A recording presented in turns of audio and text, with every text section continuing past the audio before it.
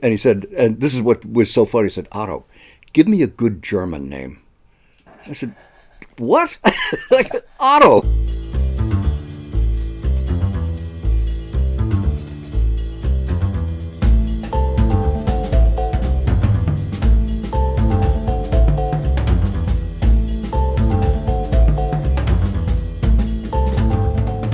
Welcome back to the Elmore Leonard podcast. This is Alex Leonard. With us today, we have a man widely considered the foremost authority on the mystery genre. That's according to the LA Review of Books. You are the founder and proprietor of the Mysterious Bookshop, as well as Mysterious Press at mysteriouspress.com. The former is the world's oldest mystery fiction specialty store, and the latter are crime and mystery book imprints that not only publish works by Elmore Leonard, but by a remarkable stable of the most acclaimed authors of the last century, including James Ellroy, Patricia Highsmith, and Jim Thompson, among many, many others. We welcome Mr. Otto Penzler to the show. Thanks, Alex. Nice to be here. So we were just briefly talking about the anthologies that you've collected over the years. How many did you say you've put out? Altogether, books that I've written as well as the anthologies, about 80. So I know you're reading hundreds of mystery stories, mystery and crime, and Sherlock Holmes stories every year. So you've read upwards of hundreds of thousands of stories. Was that millions, maybe? No, not millions of stories. Let's not exaggerate. All right. But, I probably, for the years when I was reading a lot, I probably averaged 1,000 stories a year. Okay. Some of the big book anthologies, Random House published 11 of them. The Big Book of Something, Christmas Mysteries, a Big Book of Pulps, Big Book of Female Detectives, etc. A lot of those books had about 60 or 70 stories, and I would generally read 400 to 500 stories to find the ones that I wanted. Wow. But at the same time, every year I was also editing a series called Best American Mystery Stories of the Year. Generally, I would read 200 to 300 brand new stories that were published in that year. And then other things as well. So it probably averaged close to 1,000 stories a year for about 25 years. I mean, that's incredible. Well, I did notice that in Elmore's short story collection, When the Women Come Out to Dance, is dedicated for my friend Otto. I found it very appropriate that you are this master of the short story. Well, I think Dutch dedicated that book to me because he had written it for an anthology that I was writing. I wrote a trilogy, or edited a trilogy, called Murder for Love, Murder for Revenge, Murder and Obsession. And I asked Dutch to write a story for each of those books. And one of the stories that he wrote was When the Women Come Out to Dance, and then took it away because it was published somewhere else. Okay. Either for this anthology or for New Yorker, I don't even remember where, but he took it away. And then when he put this book together, he dedicated the book to me because he felt guilty that he wrote another story for me, but I just love that story so much. Story. I mean, they've talked about it, adapting it over the years, but yeah, it's never panned out. But I've never heard of somebody dedicating a book kind of out of guilt. Yes. Doug Preston just dedicated a book to me because I gave him an idea for the book, hoping that I could publish it, and then he sold it to his regular publisher. And so he dedicated it to me out of guilt. This has happened multiple times. That's wild. Yeah. And longtime Elmore readers would notice your name as a character in multiple books. Yeah. That came about in a really odd way. Dutch was in my office and signing. In those days, it was common for us, because of a book club that we were running, it was common for somebody to sign, 12 authors a year would sign like 500 books. So Dutch was come to the shop and they came into the bookshop, but came into my office. This was when we were still up on 56th Street. Dutch is sitting there with this enormous pile of books, and he's signing, and he chats as he's signing, because it's really boring to sign your name 500 times. So and also Dutch always liked talking about books that he was in the process of writing. Oh yeah. A lot of writers, they're very secretive about it. They won't even give you a title until they're done. Dutch loved talking about it all the time. So he's saying, well, this one is based on German POWs being held in camps in Oklahoma, based on real life. This is all true. He said, Otto, give me, and he said, and this is what was so funny. He said, Otto, give me a good German name. I said, what? Like, Otto. That's a fantastic sentence. Otto is like the most German name you could possibly think of. And he goes, yeah, Otto Penzler. Yeah. As if he just came up with it. Right? Yeah. And then he, obviously used it in Comfort to the Enemy, yes, which was serialized in the New York Times. And then the follow-up, there I was again in Up in Honey's Room. Much less of a role, but Dutch, with his sense of humor, really was so cool about it. He had me marry a Jewish bookseller. Yes, that's Up in Honey's Room. That's your fate. Was, yes. Well, that's what I found it funny about it, is that, like, this is a friend of his. He makes you an SS Nazi officer. Like, was there any offense to that? No, not at all. Because thankfully he had me in Rommel in Africa with yes. Rommel. So I was SS Sturmbannführer Otto Penzler. It was a major, but I wasn't rounding up Jews for, annihilation. So I appreciated And then that. I'm assuming that all the personal details of the character are separate from you. I mean, you weren't born in Germany. I was born in Germany. Oh, you were? Were you Cologne, like the character? No, I was born in Hamburg. Okay. In 1942, which is not an ideal time to be born in Hamburg, which was being bombed every single day for a couple of years. He just liked the name. The names were always such a huge thing for Dutch. It was everything to him. Yeah, he couldn't write the character until he had the name. Yeah, like some books he would get 100 pages in and be like, it's not working, this guy doesn't talk. Yeah. But I do appreciate even in Up in Honey's Room that the Otto Penzler character, his taste in literature is kind of what has him meet this woman and changes his life. I'm like, oh, that's nice. Yeah, it was nice. Sort of saved me a little bit. Yeah, like even this Nazi character, he gives him something. Yeah, but a lot of Germans were Germans without being Nazis. And even if you were in the army, in the military, and you were fighting and killing people, it doesn't necessarily mean that you, adhered to the philosophy. Yes. And I don't think that SS Sturmbannführer Otto Penzler was really a Nazi. It's a pretty funny interaction, though. I mean, for Comfort to the Enemy and then Up in Honey's Room, they're like, we can't let this guy out because the first person he finds, he's going to reveal that he's an SS officer. And then this woman at the Hudson's bookstore, he immediately says, you know who I am? I'm an SS. Yeah. So that's some classic, some Elmore stuff there. So one of the things that I apparently did in the internment camp was I would escape. And I said, why would anybody want to escape? Because you're in America, you're getting fed 3 times a day, nobody's shooting at you, you're not starving, as most of the German military were, of course, later in the war. Why would I escape? He said, you're German, to prove that you can. I said, oh, okay. Wow, he seemed to know the German psyche. I think so, yeah. But he would always love that kind of thing, like learning about a German POW camp in America. Like, it's something that most people don't know about. And then I didn't. That would propel an entire book for him. Or in that case, Comfort to the Enemy, it's, the serialization. But it's interesting because he famously didn't use outlines, but he would do so much research on the front half. I feel like it really carried him for a lot of these things. Well, it was Greg Sutter who did a tremendous amount of the research for Dutch. Mm-hmm. He would send Greg off to various cities, Cuba and other places. Like, what do we do if this happens? How do we do that? What does this look like?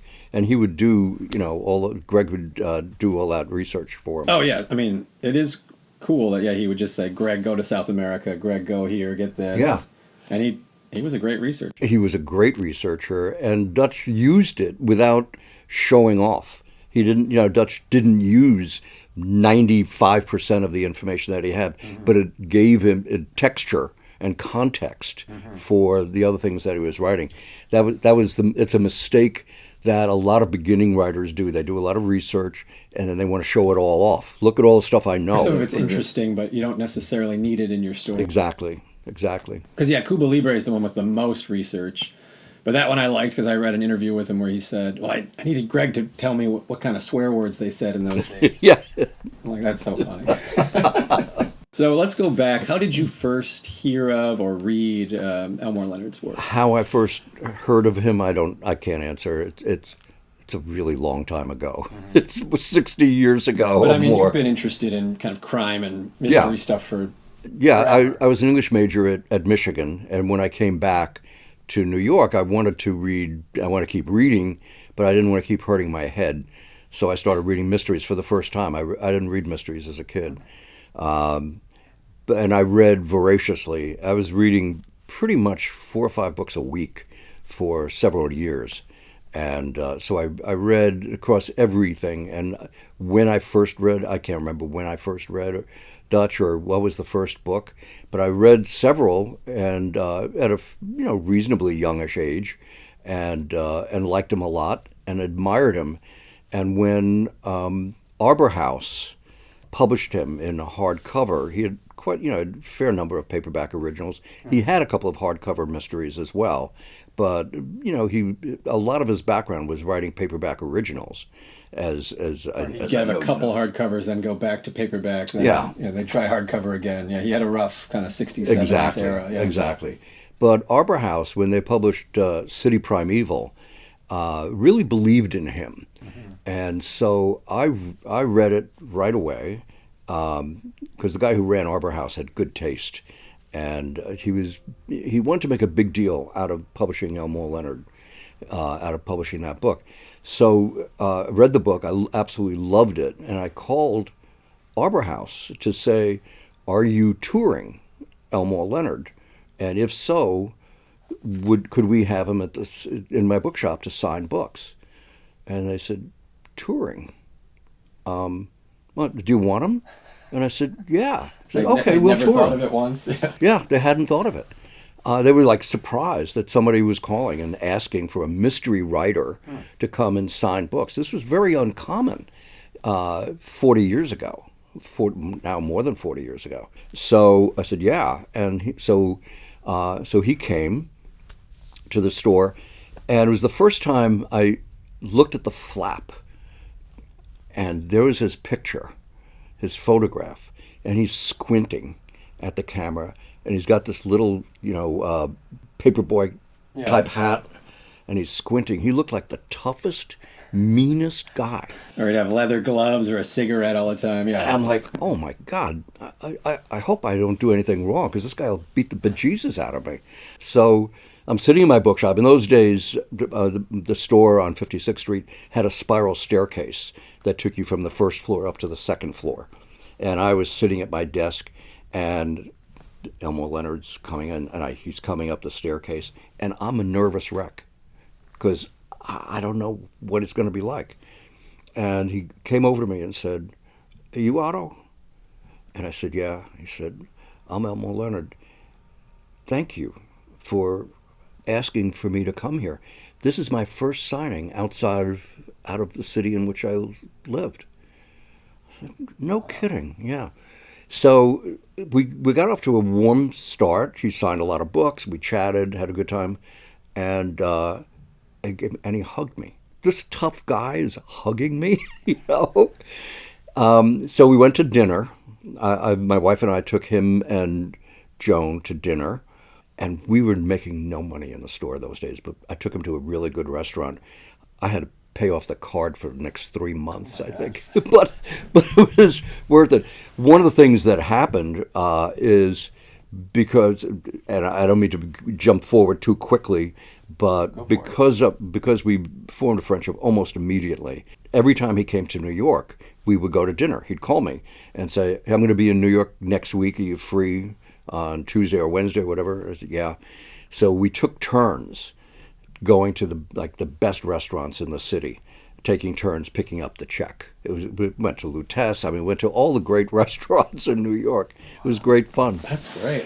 Just that it stretches all the way back to La City Primeval Day. Wow. Yeah. And did you kind of take to maybe that book more because it has more of like a detective cop angle? Yeah, or? It almost. I'm not a Western reader. I don't read Western. I did read a couple of his because they were short. Ombre, and I think Tall T. But no matter what he wrote, it was good. Because you didn't read Dutch for plot. It wasn't about, oh, what a great idea for a twisty, turny plot. So no, it was the characters and their dialogue and the style. So I'm not sure that I thought of it as, oh, this is a cop novel, so I'm going to like it more. There wasn't that at all. Interesting. Yeah, I mean, I see like he's had clearly different phases. I don't know if he set out to make like cop detective style books, but some of them kind of are. Like his book Unknown Man Number 89, I always think of as like a neo-noir kind of detective book, but it's a process server who's lived some tough years. Yeah. But I appreciate that he has all these different. I mean, most of his main characters are kind of cut from the same cloth, but they're all a different angle on this type of crime character book. Yeah. But they all sound like Elmore Leonard characters. They sure do, or they die. That's they die. That was. I'm sure you've had moments like that where he'd come to dinner and say like, I'm having trouble. This guy, I thought he was the main character, but he just got killed. I was going to tell you about that because I was on the phone with him one day, and very commonly he would base one of his fictional characters on a real life person. And sometimes when we were talking, and as I said before, he loved talking about his books in process. So he would sometimes talk about a character and talk about the guy that it was based on, and then talked about the fictional character, and then back to the original person. And then in one case, he was saying, "I can't believe it. My guy, whatever his name was, died last night."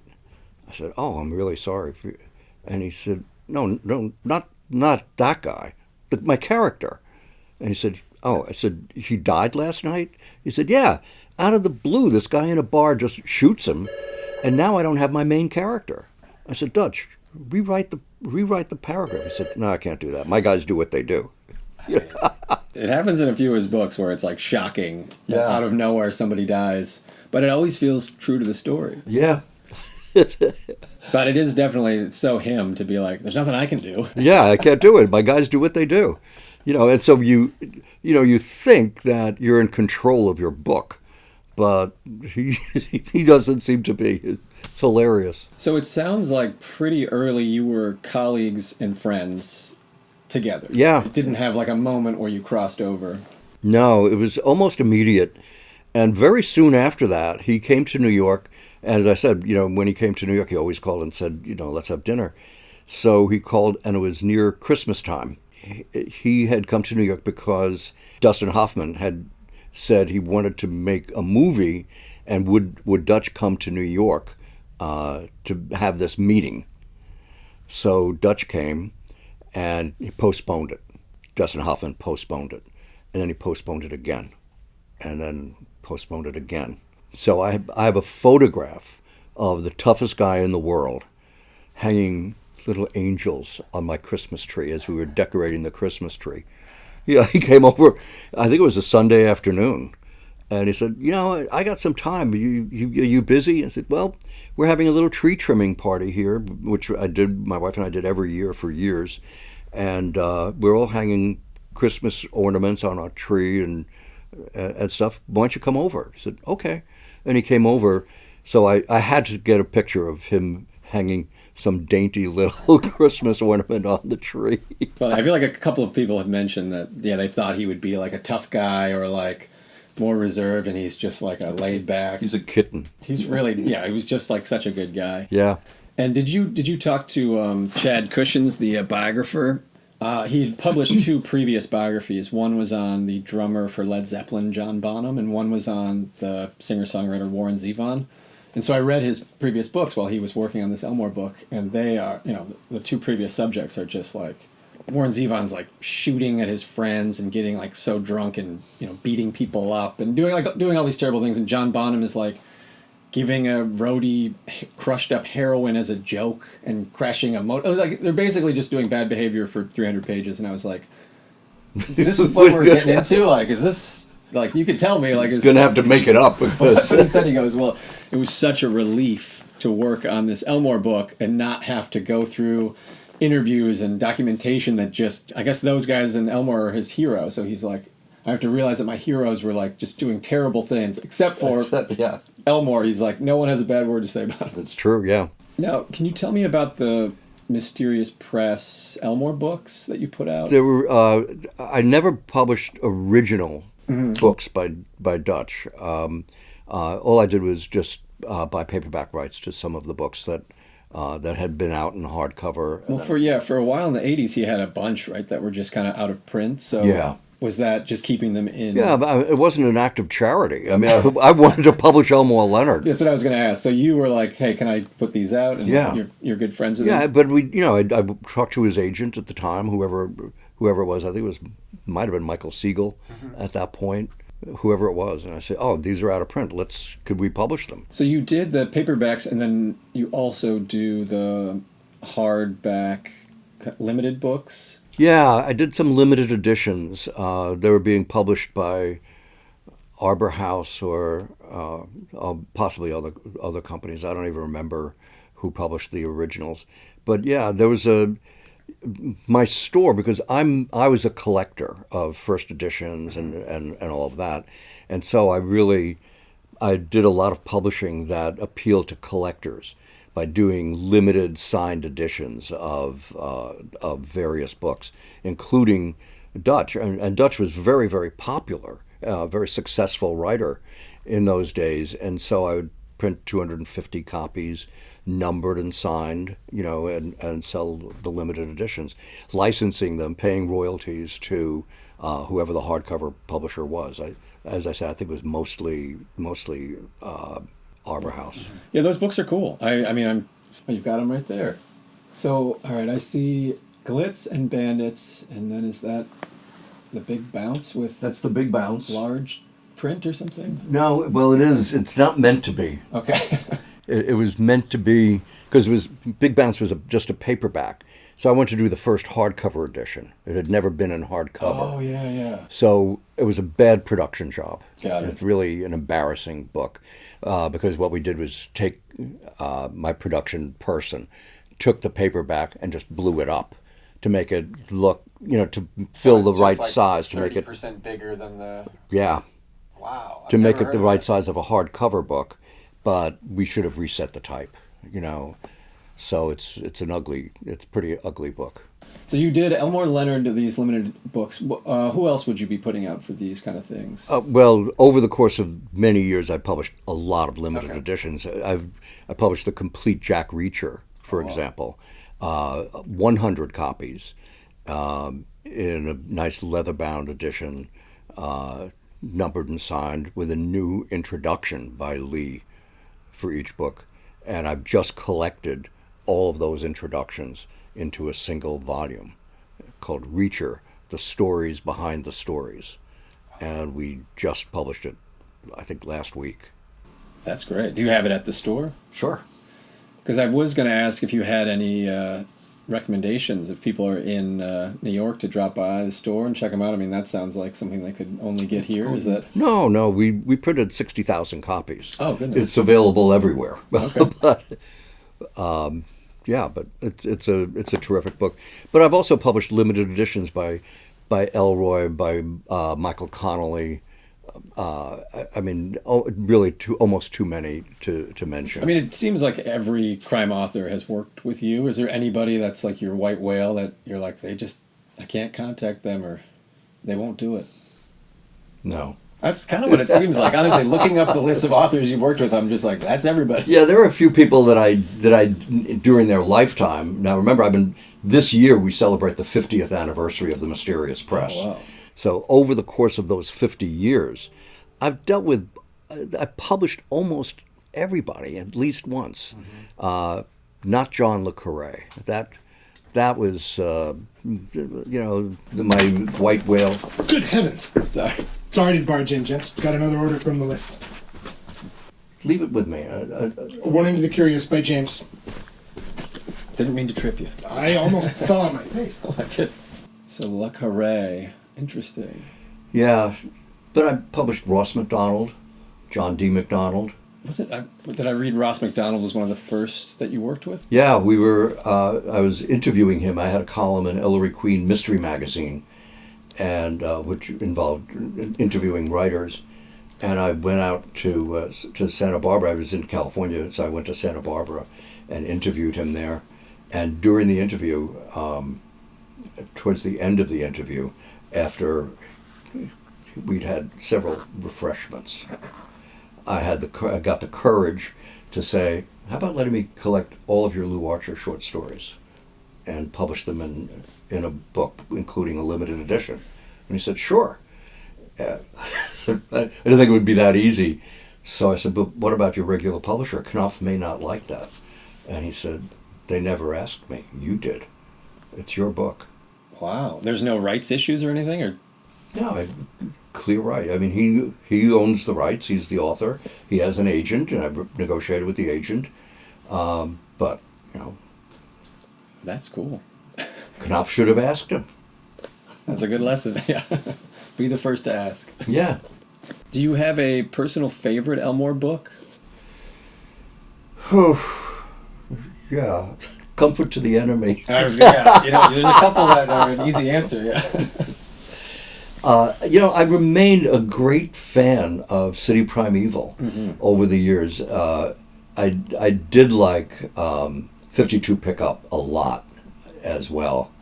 But, the later books, to some degree because of the amount of reading of manuscripts and so on that I did, I sometimes couldn't read all of the new books. And there just wasn't enough time anymore in my life.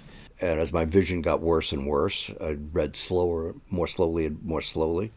So I didn't read all of the later books. But so my great memory of the books tend to be older books. I loved Get Shorty. I loved Glitz. I loved Bandits. I didn't love The Big Bounce. I can't think of any other book that I didn't like. He's got a pretty high batting average. Oh yeah, higher than almost any other author I've ever read. But I always find it interesting that for being as kind of successful as he was, that he doesn't have the singular best novel or successful novel. Kind of everybody has a different favorite. That's the problem. When there are a couple of other writers like Donald Westlake, Lawrence Block, who people like so many of their books that one doesn't stand out in the same way. And they were always successful. He was making the bestseller list with every book as they were coming out. So Martin Cruz Smith, for example, his books were very successful. Everybody has books that they liked, but everybody picks Gorky Park because it was the first one. It was massive bestseller, and it was a great movie as well, and that really helped. So if you ask like one of my customers in the store, just, "Do you read Elmore Leonard?" They'll probably say yes. And I say, "Do you have a favorite?" They'll mostly say Get Shorty because they'll remember the film. Or, Jackie Brown. Yeah, but they don't remember. Exactly. They don't know the book. The title change. Or Out of Sight, but that's even less. Get Shorty was like the big breakout movie. Yeah. But I agree with you though, like the kind of 70s, 80s era is my favorites for his books. Yeah. Kind of feel like he hit a stride during that. He was writing stuff that kind of nobody else could write. Where do you picture him on like the crime author like continuum? Yeah, it's so hard because he doesn't fit into like a hard-boiled writer. Yeah, he's a hard-boiled writer, but he doesn't have a private eye. Or if he does, it's just one or different. two. Yeah, it's a cop. Have the cop novel, police procedural. He didn't write that. Capers and that kind of thing. Yeah, he did some of that as well, but there's no one subgenre in the genre for which he's noted. He's sui generis. He's who he is. So I guess at the very top, I would always say John le Carré and Charles McCary, the greatest American espionage writer who ever lived. And then you look at the private eye books, I would always say Raymond Chandler. And Dutch said he didn't like him that much because too many. Interesting that he wasn't a fan. Too many words. There's not that many words. Too many words. You know. Those books are very readable. Oh, he's probably my very favorite Okay. writer. So Dutch and I didn't agree about that. And I asked him to blurb a book, to give me a cover quote for a book once by Thomas H. Cook, who is a brilliant writer and a poet. His prose is poetry. And I thought, this is so good, Dutch. How about giving me a quote? And he said, I tried, and he's really a good writer, but too many words. Wow. I mean, yeah, I'd talked to him about that, just when I was reading in college, which is like what everybody reads in college, kind of big, difficult books, and Elmore had kind of no interest in a lot of it. He was very well read. I know he was. But I think anything that felt kind of like homework to him, he had no interest in. Yeah. He wanted it to really flow, which makes sense. That was kind of his life's work, was making sure that the edges are sanded down.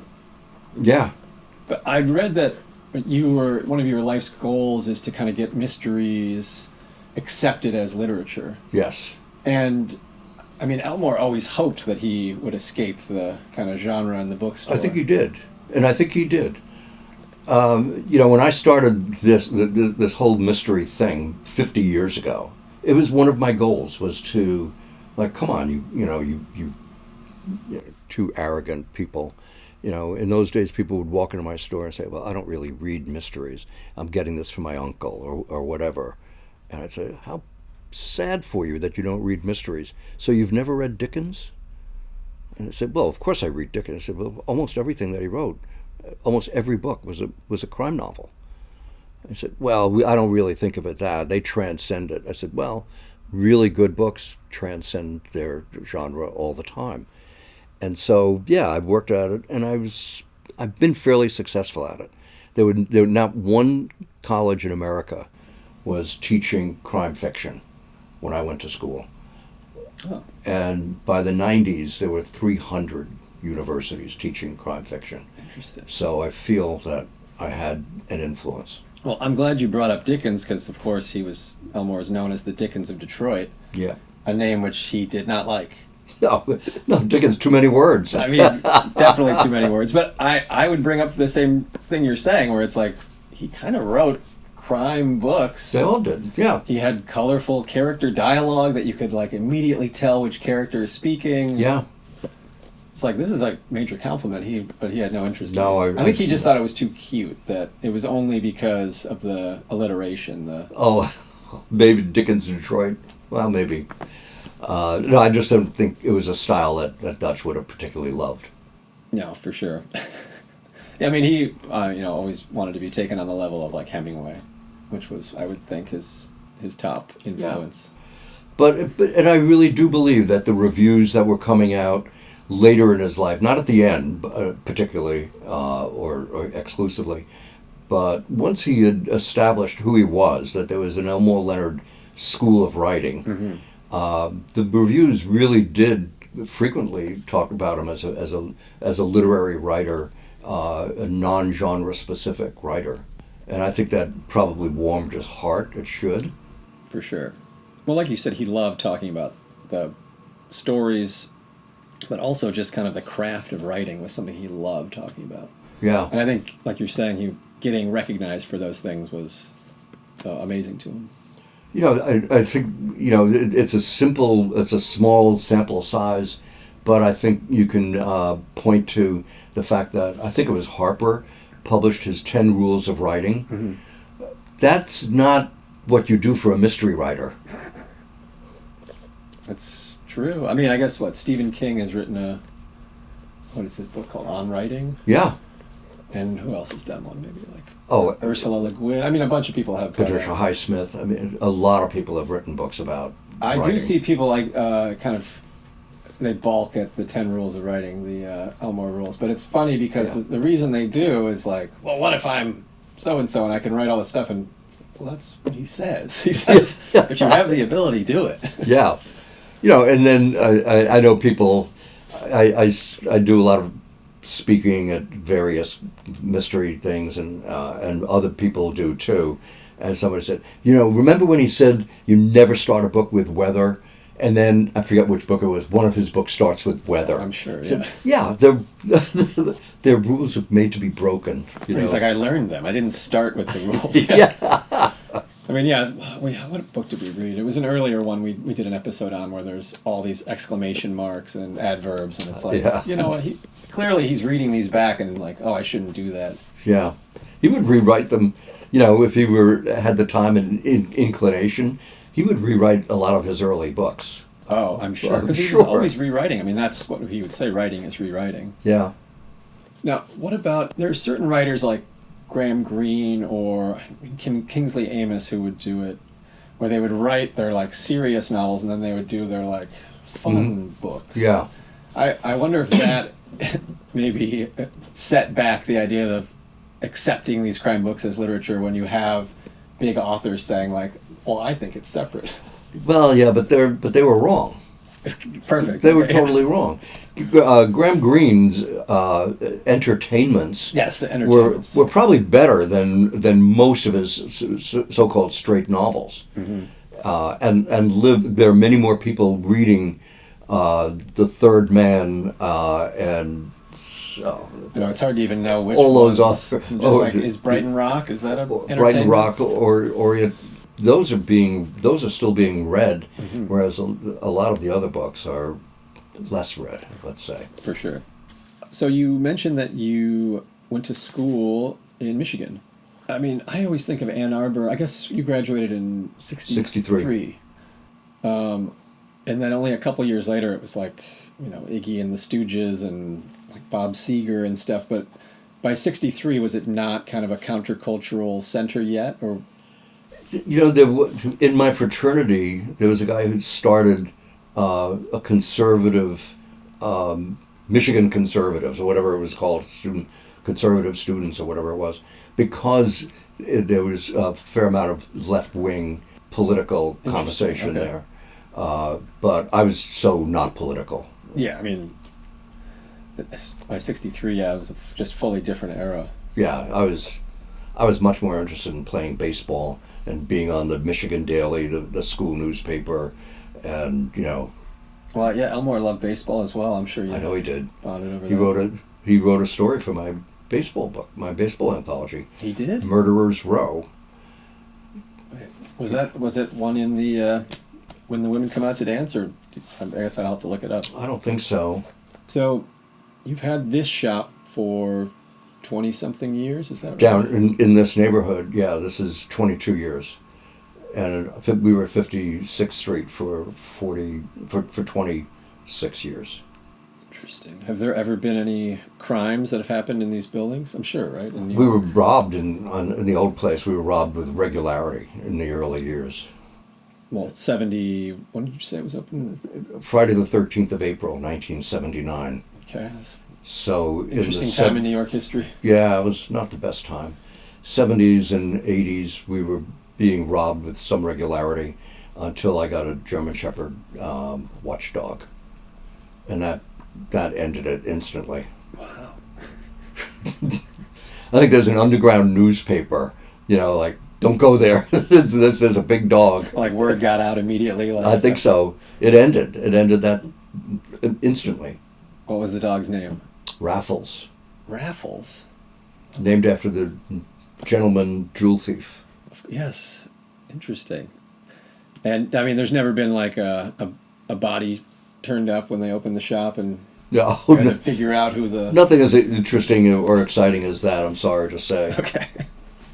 Do you have any upcoming books you're excited about, or any authors that listeners of the show you think would be interested in? Elmore-ish, or even fully different? I'm excited about the Jack Reacher book that I just told you about. Yeah, that sounds great. It really is fascinating to see the growth, how Lee Child's career developed over time. You know, he hadn't written a book. He never intended to write a book until he got fired from his job in a TV station in England, and came to America and developed Reacher. And at one point I said, Michael Connelly was writing Bosch, and Dennis Lehane was writing the Two Boston Private Eyes, and then they wrote a standalone book which helped really boost their career. Are you ever thinking of doing a standalone book yourself? He said, no. I said, Reacher's doing really well, and I'm fundamentally lazy. I have my character, and Reacher character has become an icon. Oh, it's huge. Yeah. I mean, Elmore would say he would have stuck with the same character, but because the rights were all tied up, he could sell it to all these different places. Yeah. So I think it was even City Primeval. He was going to do the next book as the same detective character, Ray Cruz, and he's 100 pages in, and there was an the option. movie rights are, and he's like, well, if they option it, then you can't sell the next book. It was like he made a bunch of weird deals in those days, but it was understandable. A lot of writers have done that. They basically have the same character, just give them a different name. yes, Which. Well, that's one where it's like it's the same Detroit police force, but like every character has a slightly different name, but they're clearly the same people. Yeah, I know. Yeah, that was one we just did. Split Images, which is one of the stranger books he's done, but I like them all. So yeah, same here. He came and spent the weekend at my house in the country when I was married to Carolyn. He would, on our way driving back to the city, we had to stop 3 different times. He said, Otto, I gotta pee. I said, okay, but let's see if we can get a gas station. He said, no, I gotta pee now. And went off into the underbrush, wow. on the side of the road. And then he said, never miss a chance. When you get to be my age, never miss a chance to pee. That's wisdom. Okay. Yeah. How old was he then? Oh, I don't know, 70, I'm guessing. Okay. Yeah, he was a funny guy. He was.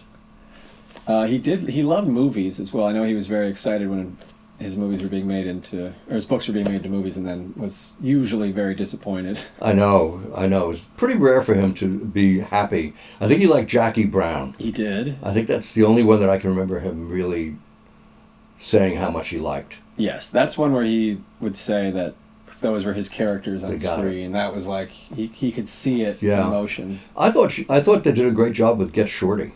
Same. I like that movie a lot. Yeah, he was less enthusiastic, although I don't think he hated it. He hated the big bounce. That was the funniest. He said the worst movie ever made.